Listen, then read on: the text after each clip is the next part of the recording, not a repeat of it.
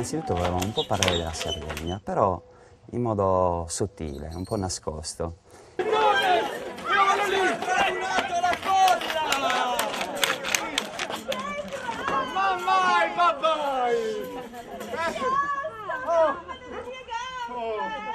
Iosto, bello di papà, oggi è il grande giorno! Partendo dalla suggestione di Sergio Frao, che ha scritto di Atlantide, no?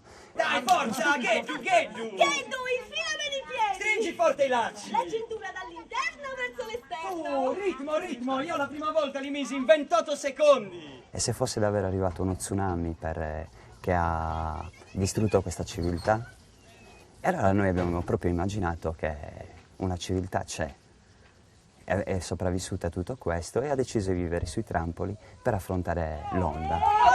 Aiuto! Non vogliatemi, Il mare! Oddio, Giurrundu! Sta morendo!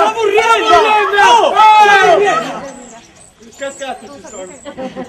È stato molto intrigante, per esempio, immaginare come una famiglia possa vivere sui trampoli, quindi ricostruire la casa con il letto in alto, tutti gli oggetti in alto.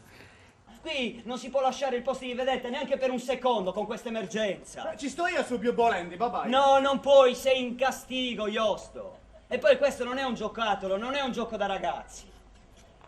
Ma vedi, non gli dai spazio, lo reprimi e basta!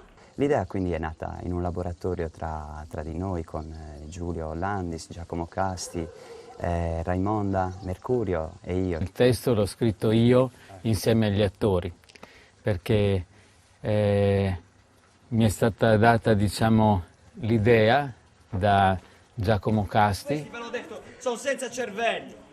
Che modi sono?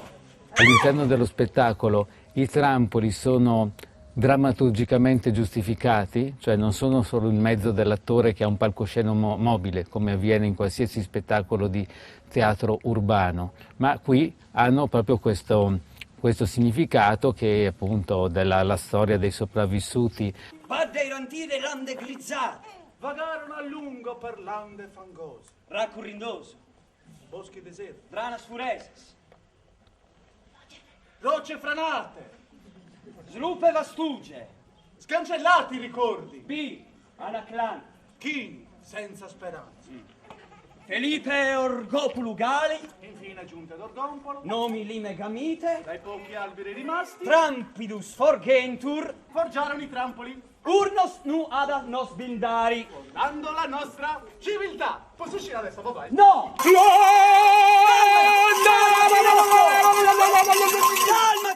Sundagadrassa avevamo proprio questa necessità di trovare la parola in sardo, tsunami. Qual è la parola in sardo che può essere lo tsunami? E qualcuno si ricordava questo modo di dire che c'è qui a Sasperate, se commenta Sundagadrassa, che praticamente vuol dire è una persona maldestra che quando si muove fa cadere tutto.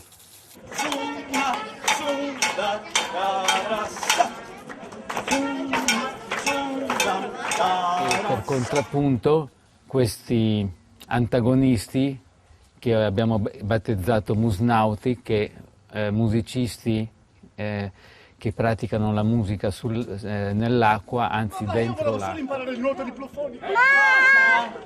Bye, noi ci stiamo scorigando senza la musica, ma se mettiamo insieme le nostre abilità con quelle dei Musnautas, nessuna onda ci potrà sconfiggere!